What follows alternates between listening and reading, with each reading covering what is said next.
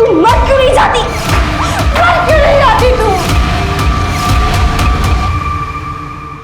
Are you ready?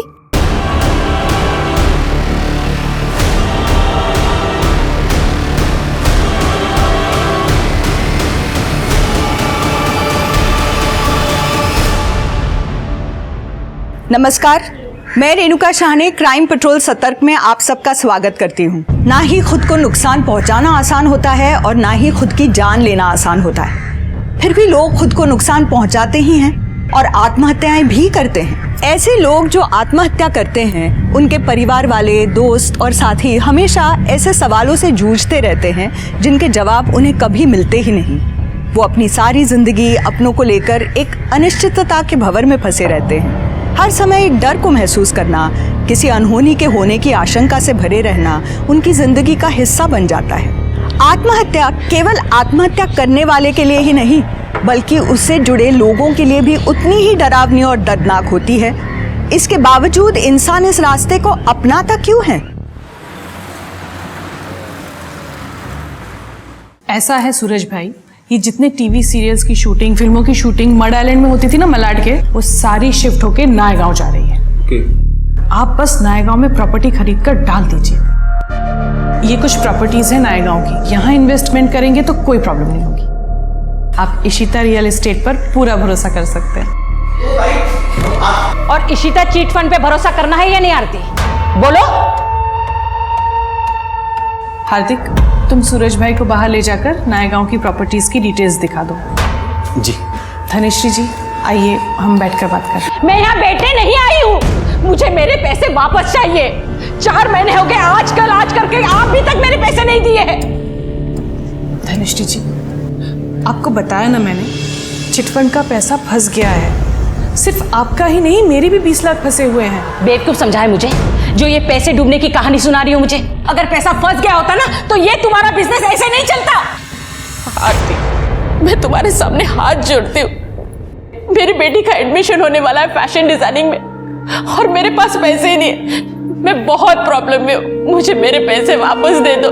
धनिश्री, आइए बैठ जाइए। मेरे पैसे, मेरी बेटी का एडमिशन। पानी पीजिए, शांत हो जाइए, एकदम शांत हो जाइए। देखिए धनिश्री जी, मैं सच कह रही हूँ, मेरा भरोसा कीजिए। मैं चाहती हूँ कि सिर्फ आपका नहीं, सबका पैसा निकले। बेटी के नाम पे चिटफंड खोला है मैंने, बेटी के नाम पे बेईमानी नहीं करूंगी।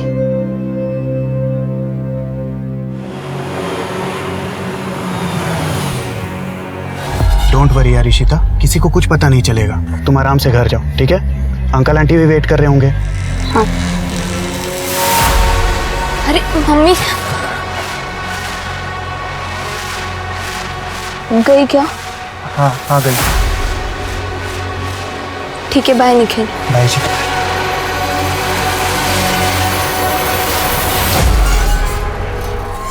काय झालं ताई, गेली कधी? कस्टमर के सामने वो औरत ऑफिस में घुस आई, उल्टी सीधी बातें कर रही थी। रोक नहीं पाया तू उसे? किसने बिठा के रखा तुझे यहाँ पे? ताई, मैंने उन्हें रोकने की कोशिश की पर वो सीधा अंदर घुस गई। अक्खा दिन ये कान में घुसा के रखता है ना, दिखी नहीं होगी, रोकता कैसे? हार्दिक, तू अगर मेरा भाई नहीं होता ना, कब का भगा चुकी होती तुझे। सॉरी ताई। वाह, तो अब लोग घर तक आने लगे हैं पैसे मांगने। हाँ, ये सब चल रहा है यहाँ पर। विपुल, बिजनेस ऐसे ही चलता है, ऊंच नीच लगी रहती है। और घर कैसे चलता है ये भी बता दो। तुम्हारी बेटी इशिता कहाँ है, कुछ पता है तुम्हें?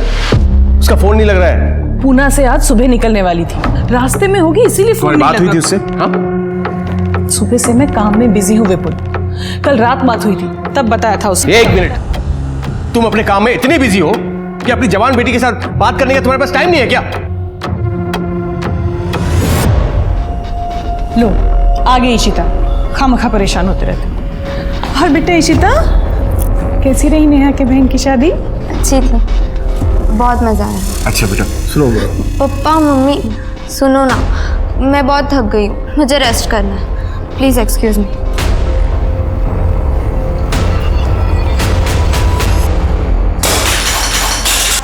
से बोले जा रही हो पैसों का अरेंजमेंट हो जाएगा, कब होगा अरेंजमेंट? एडमिशन की लास्ट डेट आ गई है, फीस कब भरूंगी मैं, कैसे भरूंगी मैं फैशन डिजाइनर? देख पलक, ये छोड़ो मुझे, मुझे नहीं लग रही तुम्हारी बात। मैं कह रही हूँ मेरी बात सुनो, आरती ने कहा है वो जल्दी हमारे पैसे लौटा देगी। हाँ मैं कह रही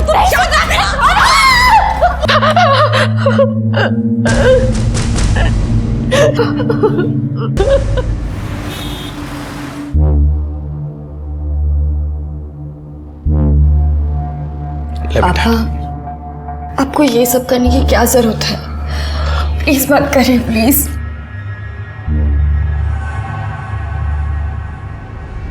मेरा क्या है बेटा, बस तुम खुश रहो और मुझे क्या चाहिए? हाँ?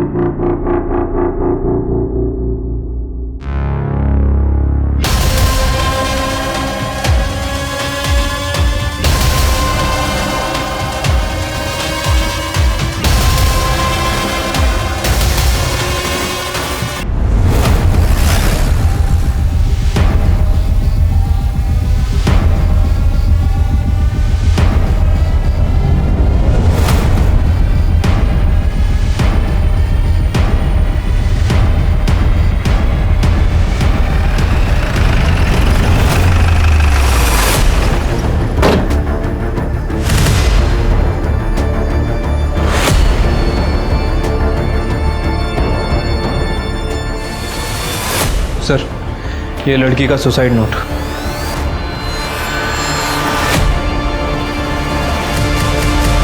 सुसाइड नोट में लिखा है कि मैं अपने पापा पर बोझ नहीं बनना चाहती, इसलिए अपनी मर्जी से सुसाइड कर रही हूँ। पुलिस किसी को परेशान ना करे। क्या प्रॉब्लम थी?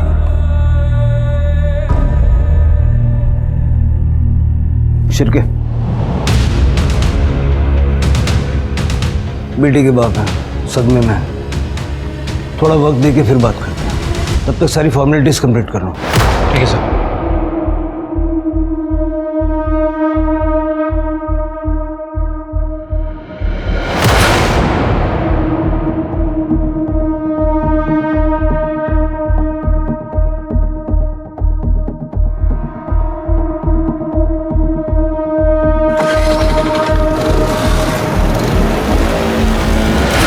ये ऐसी हालत में कहाँ जा रहे हैं? तृप्ति, यहाँ की सिचुएशन संभालो। शिरके हेलो।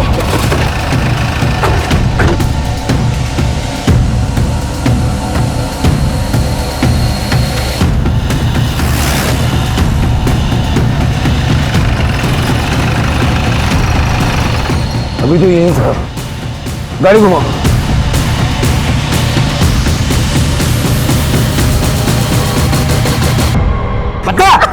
पता कहाँ है तेरी माँ? बोल बोल। पता कहाँ है तेरी माँ? बोल बोल। छोड़ूंगा नहीं तो जा।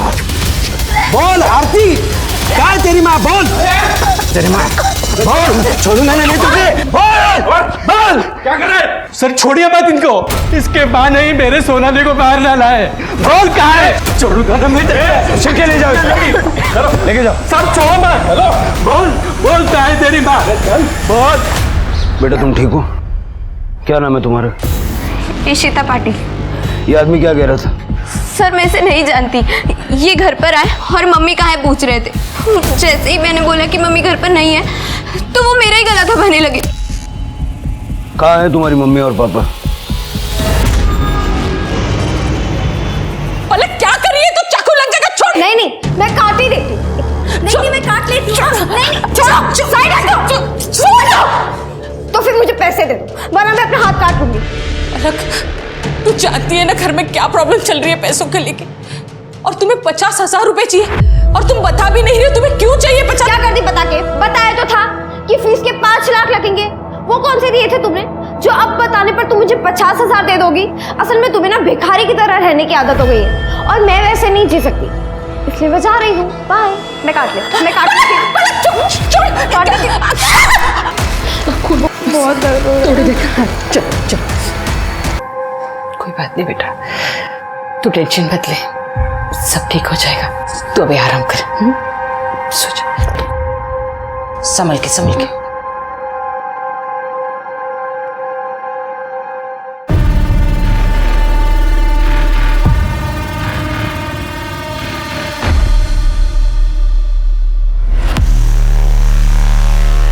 मैं उस लड़की को नहीं बल्कि उसकी माँ आरती को वहाँ मारने गया था सर। उसने मेरी बेटी सोनाली की जान ली है।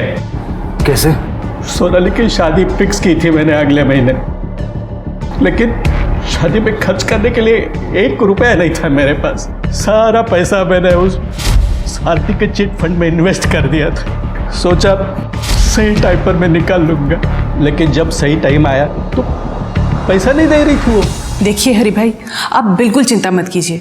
जैसे ही चिटफंड के डूबे हुए पैसे वापस आएंगे, मैं सबसे पहले आपके 5 लाख रुपए लौटाऊंगी। इसलिए शादी के लिए मैंने अपना मकान बेचने का फैसला किया सर, लेकिन सोनाली नहीं चाहती थी कि उसके शादी के लिए मैं अपना घर बेच दूं। पापा, आपको ये सब करने की क्या जरूरत है? प्लीज मत करें, प्लीज। मुझे अपना घर बेचने से रोकने के लिए ही उसने खुदकुशी कर रही सर। हरी जी, आप संभालिए अपने आप। क्या सोनाली के होने वाले इन-लॉज दहेज के लिए आपके ऊपर प्रेशर बना रहे थे? देखिए हरी बाबू, हम दहेज के बहुत खिलाफ हैं। 1 पैसा दहेज का नहीं लेंगे हम आपसे, मगर शादी का आधा खर्चा तो आपको उठाना ही पड़ेगा। सर, सोनाली ने कहाँ लिखा हमारा नाम अपने सुसाइड लेटर में? आप लोगों ने हरी के ऊपर जो शादी का आधा खर्चा उठाने का प्रेशर बनाया, उससे सोनाली अपने पिता को बचाना चाहती थी और इसलिए सोनाली ने सुसाइड किया है। सर, आप हमारी बात का विश्वास कीजिए। सर, हमें बिल्कुल पता नहीं था हरी की कंडीशन इतनी खराब है, और हमने इसको कोई फोर्स नहीं किया सर। एक्चुअली वो लड़की है ना सोनाली, जिसने सुसाइड किया है, वो 3 दिन पहले हमारे घर आई थी। अगर आज तुमने मेरे पापा के पैसे नहीं लौटाए ना, तो मैं पुलिस में रिपोर्ट करूंगी कि तुमने अपने पति से कहकर मेरा रेप करवाया। देखो, तुम दूर हटो। मैं रिपोर्ट कर दूंगी, मैं बोल रही हूँ। हाँ, रिपोर्ट करेगी ना तू? ये सब तमाशा यहाँ नहीं चलेगा। बुलाते पुलिस को। देख, बुलाऊंगी, रिपोर्ट करेगी। कल मैं देखती हूँ तुझे आज। चल, देखती हूँ मैं। निकल यहाँ से मेरे पास। निकल यहाँ से। ये क्या तमाशा चल रहा है आरती? उसके पैसे कहाँ हैं उनके? अब आप मत शुरू हो जाइए, मैं हैंडल कर रही हूँ ना। क्या खाक हैंडल कर रही हो तुम? वो लड़की मेरे ऊपर रेप का फर्जी केस डालने की बात कर रही थी। चिल्लाइए मत। आपसे ज्यादा ना मुझे टेंशन है इन सब के पैसों की, और मैं इंतजाम कर रही हूँ। इनफैक्ट मैं अभी जाकर पैसे लेकर आती हूँ, और बिना पैसों के आज मैं घर वापस नहीं आऊंगी। हाँ, तुमसे हो पाया तो ठीक, मुझे कुछ करना पड़ेगा। सर, उस दिन के बाद से आज तीसरा दिन है सर, आरती घर वापस नहीं आई है।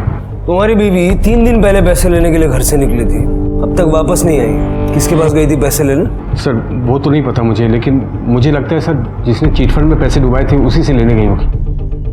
हार्दिक, तुम्हें तो कुछ पता होगा, तुम तो उसके साथ काम करते थे ना? नहीं जीजा जी, एक्चुअली ताई ने मुझे इस बारे में कुछ नहीं बताया था। आरती 3 दिन से गायब है और आप लोगों ने उसे ढूंढने की कोशिश भी नहीं की। एक्चुअली ताई ने मुझे फ़ोन करके बताया था कि वो 2-3 दिन घर से बाहर रहेंगी, तब तक ऑफिस का काम मुझे संभालने को कहा था। इसलिए सर मैंने ध्यान नहीं दिया, क्योंकि पहले भी आरती काम के सिलसिले में बाहर आती जाती रहती थी। कहाँ जा रही थी ये नहीं बताया तुम्हारी ताई ने? नहीं मैडम। ऐसा तो नहीं है कि चिटफंड के पैसे तुमने गायब कर दिए, और जब सोनाली ने सुसाइड कर लिया तो घबरा के आरती के चले जाने की कहानी सुना रहे हो? अरे नहीं सर, कैसी बात कर रहे हैं सर? हम जो भी बता रहे हैं आपको सच बता रहे हैं सर। पुलिस को लग रहा है उस लड़की ने सुसाइड किया है, और उसी हिसाब से पुलिस इन्वेस्टिगेशन कर रही है। मर्डर के बारे में उनके पास कोई आइडिया नहीं है, समझ रहे हो? तो जैसा मैं बोल रहा हूँ ना, वैसा ही करो, ठीक है? हम बाद में फ़ोन करते हैं।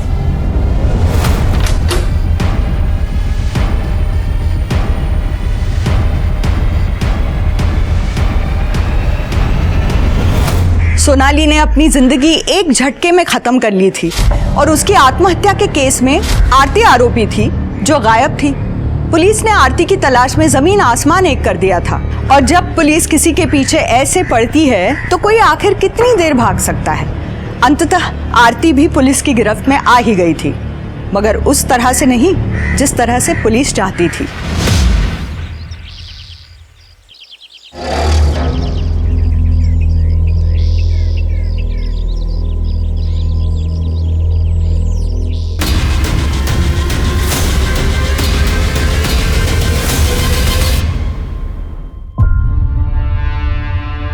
ताई,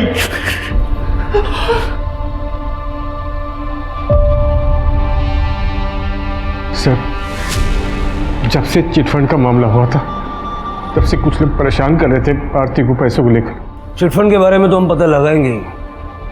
आप लोगों से मैं ये जानना चाहता हूँ कि किसी और के पास आरती को मारने की कोई और वजह हो सकती है? नहीं। तृप्ति, आरती के चिटफंड में जितने भी लोग हैं सबसे बात करो। किसने घपला किया, क्या घपला हुआ, और पैसों को लेकर कितने लोग आरती से नाराज थे, मुझे सारी डिटेल्स चाहिए। चलिए। शिरके, आरती की बॉडी गोनी में मिली थी, मतलब मर्डर कहीं और हुआ और बॉडी को डंप किया गया। आरती का सीडीआर निकलवा और उसकी लोकेशन बता करो, कहाँ गई थी, किससे मिली थी। रियल एस्टेट और चिटफंड के बिजनेस में थी, दुश्मन तो होंगे ही। मैडम, मैं पैसा उठाना था चिटफंड से, लेकिन उसका इंस्टॉलमेंट टाइम टू टाइम जमा करता था। पता नहीं आरती ऐसा क्यों कह रही थी कि चिटफंड का पैसा डूब गया। आप लोगों को आरती ने कब कहा कि चिटफंड का पैसा डूब गया है? 4 महीने पहले मैडम।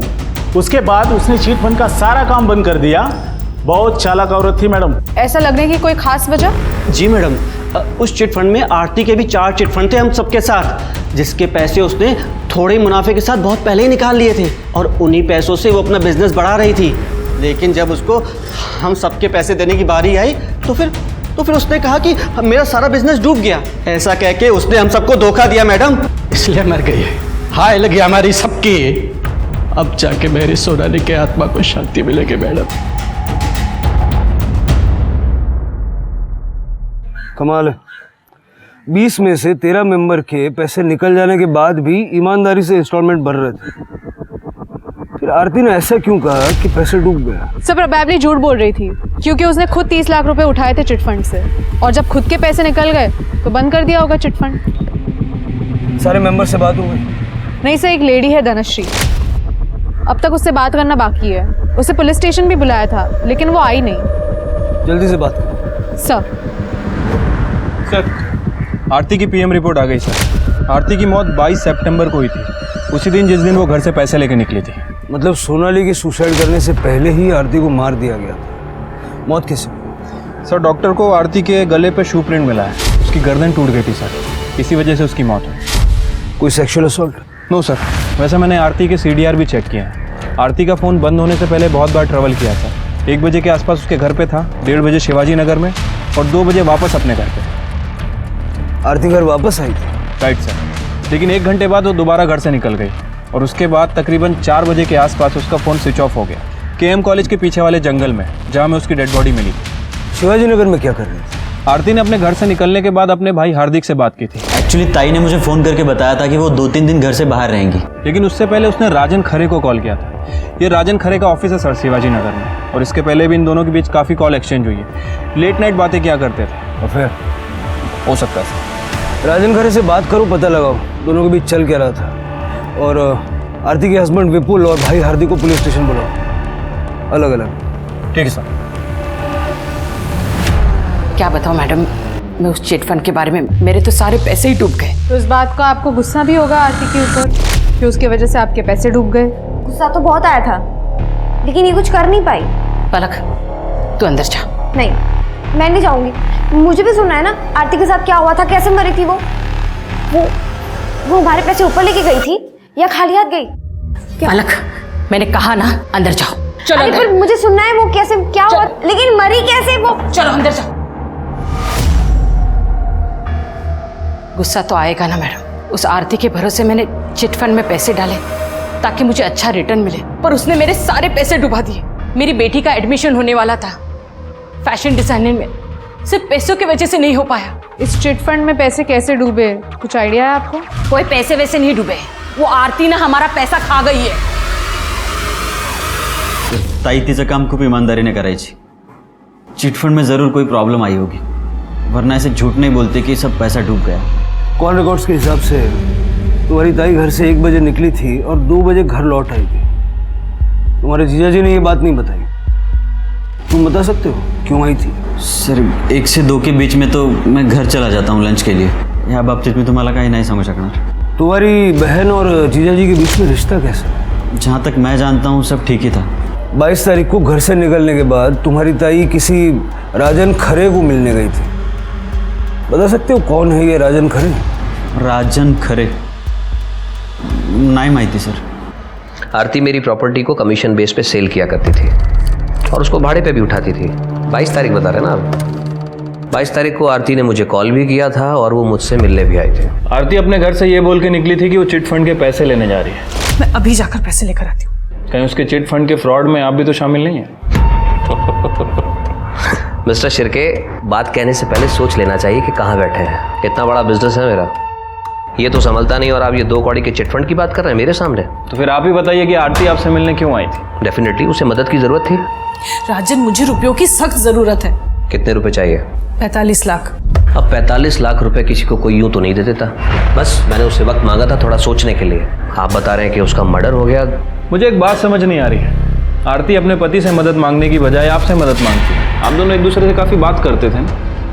लेट नाइट्स कॉल भी एक्सचेंज होती थी आपसे। शिर्के जी, आप अपनी बातों को कहीं और ही दिशा में ले जा रहे हैं। आप शायद भूल रहे हैं ये मुंबई है। यहाँ लोग रात भर जागते भी हैं और रात भर बातें भी करते हैं। मेरी और आरती की कॉल्स जितनी भी होती थी वो काम की होती थी। हम लोग प्रोफेशनल हैं। आप ये जो सोच रहे हैं ना, इसको अपने तक ही रखें।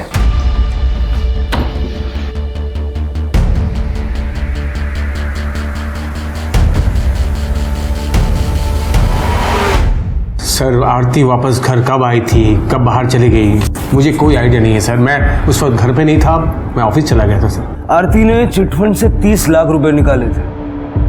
उस 30 लाख का क्या किया ये तो पता होगा आपको? मुझे नहीं पता सर। हो सकता है उसने अपने बिजनेस में लगाए हों 30 लाख रुपए। प्रॉपर्टी के ब्रोकर के काम में 30 लाख का इन्वेस्टमेंट ज़्यादा नहीं है? मैंने कहा ना आपको कि मैं ज़्यादा इंटरेस्ट नहीं लेता था आरती के बिजनेस में। बिजनेस में इंटरेस्ट नहीं लेते थे, लाइफ में तो लेते होंगे। आफ्टर ऑल बीवी है आपकी। राजन खरे कौन है? सर ज़्यादा डिटेल्स में तो नहीं पता, लेकिन आरती ने बताया था मुझे कि कोई बिल्डर है शायद। आरती कमीशन पर काम करती थी उसके साथ। काम ही करती थी ना, या कोई और बात? सर क्या कहना चाहते हैं आप? कैसी बात कर रहे हैं सर आप? हाँ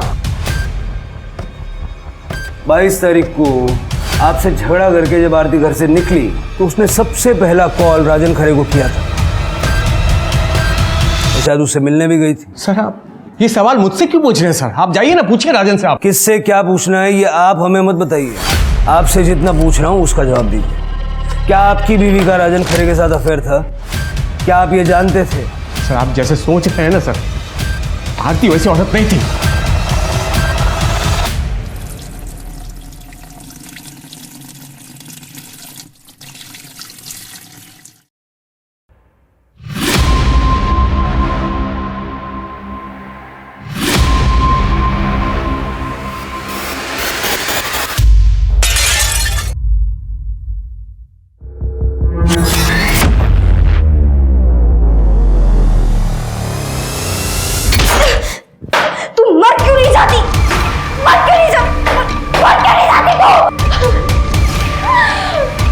बिल्कुल चुप।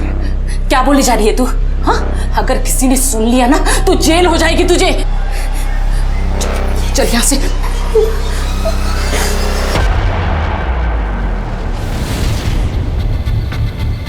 मैडम, लड़ाई झगड़े का तो पता नहीं, लेकिन फैमिली के बीच कुछ तो हुआ था।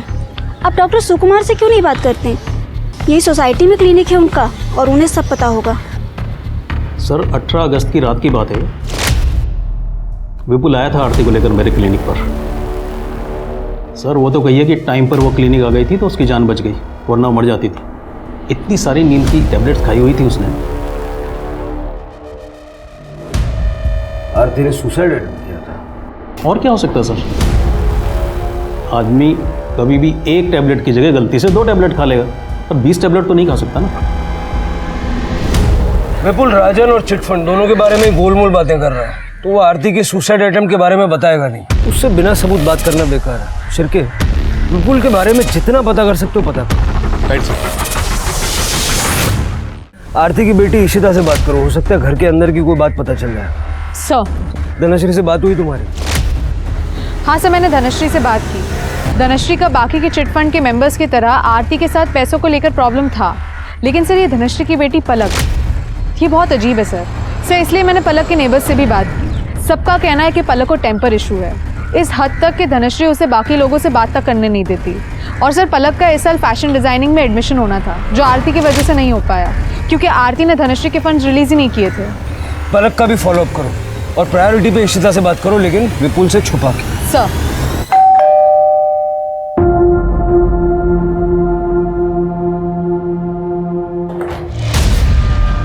निखिल, तुम यहाँ क्यों आए हो? पापा भी घर पर है। यार इशिता, मैं तो बस तुम्हें चेक करने आया था कि तुम ठीक हो ना। कौन है इशिता?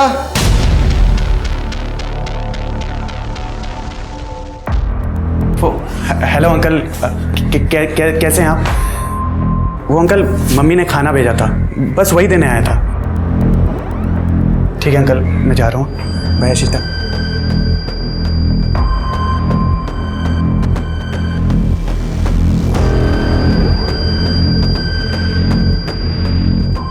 मैं जब तुम्हें कुछ कहता हूँ, मेरी बात क्यों नहीं मानती हो तुम?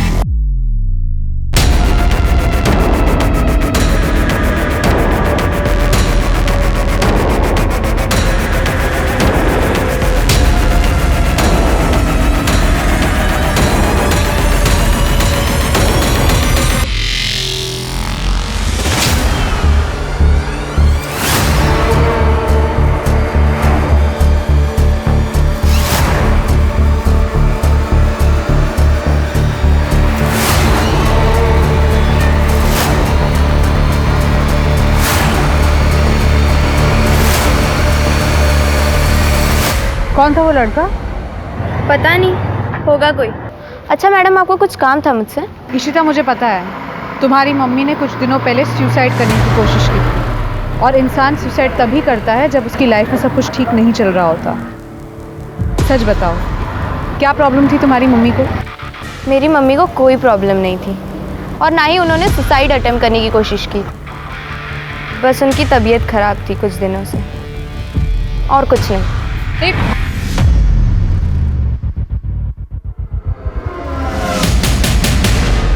कहानी बहुत इंटरेस्टिंग सुनाई है तुमने, थोड़ी अजीब है। सर आपको इंटरेस्टिंग लग रही होगी, लेकिन मैं तो परेशान हो चुका हूँ सर। ये लड़की मेरे पीछे पड़ी है, कल तक बोल रही थी कि मर्डर कर दो, मर्डर कर दो। क्या है? एक मर्डर करना है, और ये है उसकी फीस। अबे दिमाग से पैदल है क्या तू? चल निकल, चल।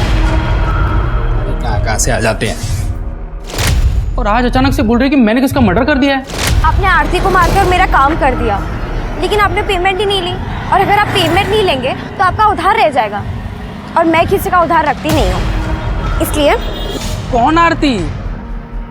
अरे आपने मारा तो था उसे, वो। चलो ठीक है, तुम मेरे साथ चलो, मैं तुम्हें एक जगह पे लेके जाता हूँ, वहाँ जाके हिसाब करते हैं, है ना? हाँ? चलो। सर मैंने इंटरनेट पे चेक किया तो देखा वाकई एक आरती नाम की लेडी का मर्डर हो चुका था। तो मुझे लगा कि अगर ये ऐसी मेरे पीछे पड़ी रही ना, तो एक दिन मुझे जेल भिजवा के ही मानेगी। तो सर मैं कैसे तैसे करके बहला फुसला के यहाँ तक उसको लेके आया। तो सर आप अभी देख लीजिएगा क्या करना है। कुछ ना कुछ तो किया होगा ना तुमने, ऐसे ही थोड़ी ना लड़की पीछे लग गई। अरे सर मैं एकदम सीधा साधा आदमी हूँ। मैंने खुद सुना था इसे फोन पे 2 लोगों की सुपारी लेते हुए, इसलिए मैं इसके पास आरती की सुपारी देने गई थी। तू शांत हो जा सर, इसकी बात पर विश्वास मत कीजिए, ये थोड़ी बीमार है। आप एक सेकंड चुप रहिए। क्या सुना था बेटा तुमने? अरे यार तू मेरी बात तो सुन पहले। देख, एक मर्डर का कम से कम 50,000 होगा, 2 का हुआ 1 लाख, और इसमें कोई कॉम्प्रोमाइज नहीं होगा, इतना तो देना ही पड़ेगा किसी भी हाल में। अरे सर मैं एक राइटर हूँ, क्राइम शोज लिखता हूँ, ऐसे किसी स्टोरी का डिस्कशन इसने सुना होगा सर, इसलिए, बाकी कुछ नहीं है। सर झूठ बोल रहा है ये, तू झूठ क्यों बोल रहा है? सर मैं अभी क्लियर करता हूँ। सर ये मेरा यूनियन कार्ड है, अगर आप चाहे तो यूनियन में फ़ोन करके पता कर सकते हो। मम्मी ये लोग तो मेरा यकीन नहीं करे, पर तुम तो मानती हो ना।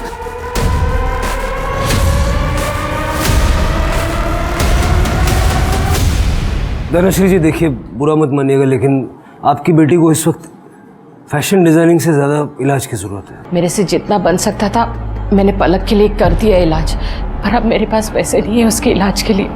आप सिटी हॉस्पिटल में लेके जाइए पलक को, मैं वहाँ फ़ोन कर देता हूँ। इलाज भी अच्छा होगा और जो भी बिल होगा उसमें आपको राहत भी मिलेगी। ये मेरी तरफ से कुछ पैसे रख लीजिए। नहीं सर, ये मुझे नहीं चाहिए। ले लीजिए प्लीज़, ले लीजिए।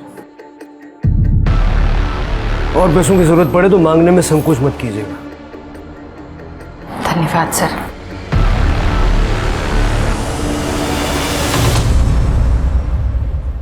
सर, विपुल के कॉल रिकॉर्ड्स मिल गए 22 सितंबर के। 22 सितंबर को दोपहर को 2 बजे विपुल अपने ऑफिस में नहीं बल्कि घर में था और 4 बजे केएम कॉलेज के पीछे वाले जंगल में जहां आरती की डेड बॉडी फेंकी गई थी। सर मैं आपको कह रहा हूं, मैंने आरती को नहीं मारा सर। ये सबूत तो कुछ और ही कह रहे हैं। सर मैं आपको सब कुछ सच सच बताता हूं सर। उस दिन जब मैं ऑफिस से घर लौटा तो मैंने देखा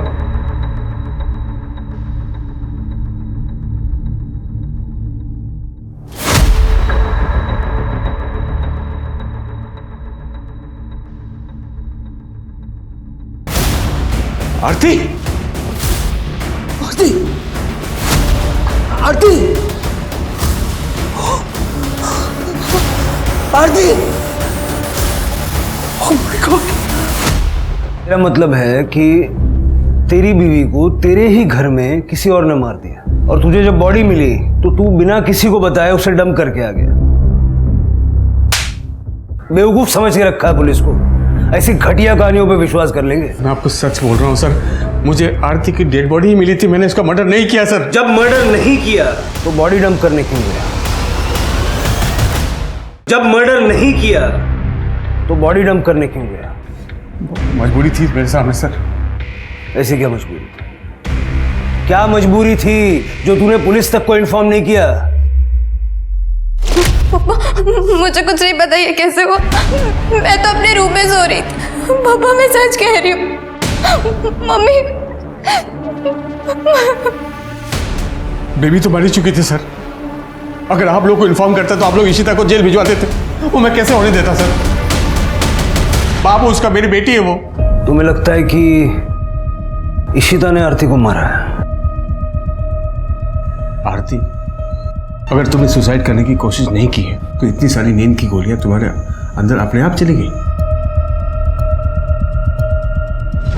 इशिता, इशिता, उसने मुझे रात में दूध पिलाया था। क्या?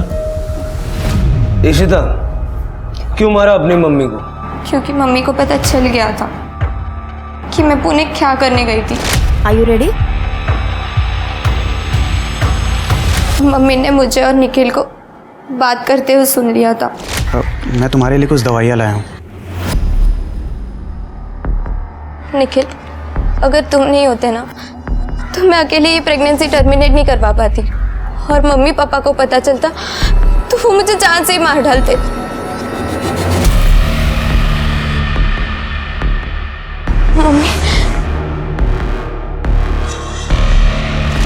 मम्मी ने तो मुझे बहुत मारा। तमीज, शर्म नहीं आई तुझे? मगर पापा को उस बारे में कुछ नहीं बताया था, लेकिन मेरे मन में डर बैठ गया था कि वो पापा को कुछ बोल ना दे, इसलिए मैंने नींद की गोलियां देकर उन्हें मारने की कोशिश की, लेकिन वो बच गई और फिर पापा को जाके सब कुछ बता दिया। फिर पापा ने बात सुनो। अंकल आंटी बोलता है हमारे घर में आता जाता है, मेरी हमारी नाबालिग बच्ची के साथ ये किया तूने? चलो जेल भिजवाऊंगा तुझे मैं। निखिल की कोई गलती नहीं थी, वो बच्चा इसका नहीं था। इसने तो सिर्फ मेरी मदद की थी अबॉर्शन करवाने में। क्या बकवास कर रही है? किसका बच्चा था फिर वो? तनुज का। ये तनुज कौन है? मेरा बॉयफ्रेंड है, कॉलेज में साथ में ही पढ़ता है। जब तनुज को मेरे प्रेगनेंसी के बारे में पता चला तो वो बहुत घबरा गया था। तब निखिल ने ही मेरी मदद की थी। पुणे में अपने दोस्त के क्लिनिक में मेरा अबॉर्शन करवाया। अबॉर्शन हो गया, मम्मी को पता चल गया था, पापा को पता चल चुका था, जितना बुरा हो सकता था सब हो। तो क्यों मारा अपनी मम्मी को? सर मैंने नहीं मारा है अपनी मम्मी को। मैं तो उस दिन अपने कमरे में सो रही थी। मैंने पापा को भी बोला था कि मैंने अपनी मम्मी को नहीं मारा है, लेकिन इन्होंने ना सब कुछ मेरे ऊपर डाल दिया कि ये बच जाए। क्या बकवास कर रही है तू? मैंने तुझे बचाने के लिए सब कुछ किया, तू मुझे फंसा रही है तू। एक मिनट आप चुप रहिए। क्यों मारेंगे पापा मम्मी को? तुझे राजन से आशिकी करने से फुर्सत मिले तब तो अपने घर में देखेगी ना कि तेरे बेटी क्या कर रही है। तभी एक ही राज है, तुम दोनों माँ बेटी को ना कहीं मार के फेंक देता हूं मैं। हाँ, तू और तेरी बेटी नाक कटवा रखी है मेरी, मार दूंगा मैं। तो राजन और आरती के अफेयर के बारे में तुम्हें पता था, फिर हमसे झूठ क्यों बोला? तो और क्या बोलता सर मैं आपको कि मेरी बीबी का अफेयर चल रहा किसी के साथ? अरे मेरा अफेयर नहीं चल रहा था उसके साथ, मैं पहले भी आपको बता चुका हूँ। मैं आप लोगों को राजन के बारे में कुछ भी बोलता ना सर, तो आप लोग डिटेल्स में घुस जाते और मैं फंस जाता, इसलिए मैं चुप रहा। लेकिन मैं अभी सच बोल रहा हूँ सर, मैंने आरती को नहीं मारा सर। मैं जब घर पहुंचा तो आरती मर चुकी थी सर। तो ऐसा कौन है जो तुम्हारे घर में घुस के आरती को मार देगा? घर में नहीं सर, घर में नहीं, ऑफिस में सर। ऑफिस, क्योंकि ऑफिस में तो कोई भी आता जाता है सर, बाहर के दरवाजे से। हो सकता है राजन ने मार दिया हो आरती को। अरे तो मैं क्यों मारूंगा आरती को? पैसों के लिए। आरती ने राजन को पैसे दिए थे सर। चिटफंड के 30 लाख रुपए, कुछ सेविंग्स और गहने बेचकर टोटल 45 लाख दिए थे मैंने राजन को प्रॉपर्टी में इन्वेस्ट करने के लिए, और अब वो वापस नहीं कर रहा है और चिटफंड के मेंबर्स मेरे पीछे पड़े हुए हैं। फ्रैंकली स्पीकिंग आरती, मुझे कोई फर्क नहीं पड़ता। तुम्हारा आशिक है, रुपए पैसे तुमने दिए उसे, अब जब उसने लात मार दिए तुम्हें तो मेरे पास रोने के लिए आई है। क्यों विपुल, तुम मेरी बात मानते क्यों नहीं हो? राजन के साथ मेरा कोई रिलेशन नहीं है, जो भी है बस प्रोफेशनल है। देखो, तुम्हें जो करना है करो, लेकिन अपने मैटर में मुझे इन्वॉल्व मत करो प्लीज।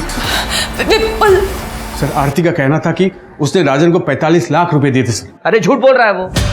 मैं एक बिजनेसमैन हूँ, बिना पेपर वर्क के ना 1 रुपया किसी को देता हूँ, ना 1 रुपया किसी से लेता हूँ। और 45 लाख रुपए की रकम क्या लगता है आपको ऐसे किसी से ले लूंगा मैं? सर आप खुद ही सोचिए सर, अगर राजन का इस मामले से कुछ लेना देना नहीं है तो आरती घर से निकल कर उसके पास क्यों पहुंची सर? मिस्टर शिर्के, बिना किसी सबूत के एलिगेशन लगा रहे हैं आप मुझ पे। अंदाजा भी है कौन हूं मैं, आप किससे बात कर रहे हैं? हो सकता है पछताना पड़े आपको। सर मुझे लगता है कि राजन ने ही आरती को मरवाया है ताकि उसे वो पैसे वापस ना करने पड़े। पुलिस के पास राजन के रूप में एक सस्पेक्ट तो था, मगर वो एक बड़ा बिल्डर था जिसका अपना रुतबा था, और ऐसे रुतबे वाले आदमी के ऊपर पुलिस बिना किसी ठोस सबूत के हाथ नहीं डाल सकती थी। मुश्किलें तो थी, लेकिन पुलिस पीछे हटने वाली नहीं थी। राजन का जो रुतबा अभी तक पुलिस के रास्ते की अड़चन बना हुआ था, पुलिस ने उस रुतबे को ही अपनी सीढ़ी बनाकर राजन तक पहुंचने का प्लान बनाया।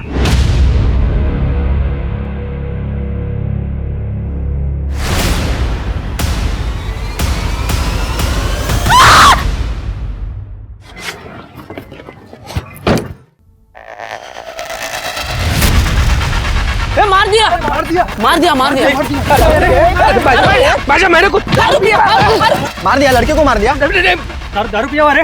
पुलिस को बुला। ड्रग ड्राइविंग कर रहे थे आप? हाँ, वो कल रात पार्टी में लिया था, वही आया होगा रिपोर्ट में। जो भी है, आपके ब्लड में अल्कोहल मिला है, सीसीटीवी में एक्सीडेंट रिकॉर्डेड है, केस तो बनेगा आपके खिलाफ, तगड़ा बनेगा। कम से कम 5 साल की सजा होगी। 5 साल? रुकिए, अपने लॉयर से बात करता हूँ। बैठ नीचे। क्या बदतमीजी है ये? क्या मैं अपने लॉयर से भी बात नहीं कर सकता? अपने लॉयर से अब कोर्ट में बात करना। क्या कह रहे थे ये? हम जानते नहीं है, हमें पता नहीं ये कौन है, पछताना पड़ेगा, यही कहा था ना शिर्के? अरे सर, आप कहाँ ये पुरानी बातें दिल पर लेके बैठ गए? क्या सोचा तुमने? मेरे जूनियर को बोल दोगे, मैं सुन लूंगा। शिर्के, चार्जशीट बनाओ और डालो इसको अंदर। सर सॉरी सर, सॉरी बोल रहा हूँ मैं, आपको बड़ी वाली सॉरी बोल रहा हूँ। सॉरी प्लीज सर, प्लीज मुझे इस परेशानी से बचा लीजिए। देखिए, अगर आप मेरी हेल्प करेंगे तो मैं भी आपकी हेल्प करूंगा। आरती के दिए 45 लाख रुपए के बारे में मैं आपको सच बता दूंगा। तुम तो कह रहे थे कि आरती ने कोई पैसा तुम्हें दिया ही नहीं था। उसने मुझे 45 लाख रुपए दिए थे सर, और वो पैसा मैं उसको लौटाने भी वाला था। मार्केट डूब गया, सारा पैसा फंस गया सर, और दूसरी तरफ आरती डेस्परेट हो रही थी। और उस रात भी वो मुझसे पैसे ही मांगने आई थी। राजन, लोग मेरे पीछे पड़े हुए हैं रुपयों के लिए, और पिछले 3 महीने में एक पैसा नहीं लौटाया तुमने। तो मैं क्या करूं? मार्केट डाउन चल रहा है, जब मार्केट उठेगा तो मैं तुम्हारे सारे पैसे लौटा दूंगा। तुम चाहो तो मैं तुम्हें बढ़ाकर दे दूंगा। बढ़ाकर नहीं चाहिए मुझे, जो मेरे रुपए हैं मुझे वो लौटा दो बस। अरे तो कहां से लाऊं 45 लाख रुपए तुरंत? सॉरी, देखो आरती, 5-10 लाख रुपए की अगर तुम्हें जरूरत है तो मैं इंतजाम कर सकता हूं, अगर तुम्हें चाहिए तो। लेकिन उसके लिए तुम्हें थोड़ा रुकना होगा। ठीक है, लेकिन आज मुझे कम से कम 10 लाख रुपए चाहिए। और पैसों का इंतजाम करते करते किलर्स का इंतजाम कर दिया ताकि 1 रुपया देना ना पड़े। अरे पाटिल सर, मैंने उसे 10 लाख रुपए दिए थे। आप चाहें तो मेरे मैनेजर से पूछ लीजिए। जब तुमने आरती का मर्डर नहीं किया तो ये पैसे वाली बात हमें पहले क्यों नहीं बता दी? लालच में आ गया था सर, मुझे लगा मैं किसी को नहीं बताऊंगा तो वो 35 लाख रुपए मेरे हो जाएंगे। फिर वो 10 लाख रुपए कहाँ गए जो तुमने आरती को दिए थे? उसके घर में तो हमें कुछ भी नहीं मिला। सर उनसे पूछिए ना, आरती ने जिसे फोन करके बुलाया था उन्हें पता होगा। किसको बुलाया? मुझे नहीं पता सर। आरती ने आखिरी कॉल किसे की थी? शिरके, उठाओ उसे। करने शिंदे मैडम ला हाथ पटवा। सर अब तो मैंने आपको सब सच सच बता दिया है, प्लीज मुझे इस केस से बाहर निकालिए। सर, आपने बुलाया था? सर ये तो वही औरत है जिसका एक्सीडेंट हुआ था मेरी कार से। सर ये तो जिंदा है। केस सॉल्व राजन जी, आप जा सकते।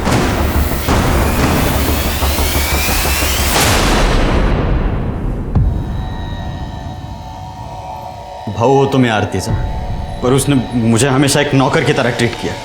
इसलिए उस दिन जब ताई का कॉल आया। फोन क्यों नहीं उठा रहा था? ताई मैं कुछ काम कर रहा था। एक एड्रेस भेजा है तुझे, उस एड्रेस पे आ जा। क्यों ताई, क्या हुआ? एक बड़ी पेमेंट मिल रही है, तू आएगा, सेफ्टी रहेगी। कितना बड़ा? 10 लाख। अब सारी बातें तो फोन पे पूछेगा कि आएगा नहीं। 10 लाख की बात सुनते ही मैंने तय कर लिया, चाहे कुछ भी हो जाए ये पैसे मुझे लेने ही है। इसलिए मैंने अपना फ़ोन घर पे छोड़ दिया और ताई को रिसीव करके उनके घर ले आया।